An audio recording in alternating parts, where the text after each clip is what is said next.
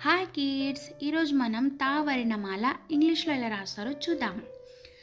తా తబలా. తాని ఇంగ్లీష్లో మనము టీహెచ్ఏ తాలాగా రాస్తాం. ఓకే, నెక్స్ట్ వన్ థా. థా రథం. థాని మనము ఇంగ్లీష్లో టీహెచ్ఏ తాలాగానే రాస్తాం. ఓకే కిడ్స్, నెక్స్ట్ వన్ చూద్దాం. ఓకే, నెక్స్ట్ ఏ లెటర్ వస్తుంది? ఎస్, దా. దా దండా. దాని మనము ఇంగ్లీష్లో డిఏ దా లాగా రాస్తాం. ఓకే, నెక్స్ట్ దా.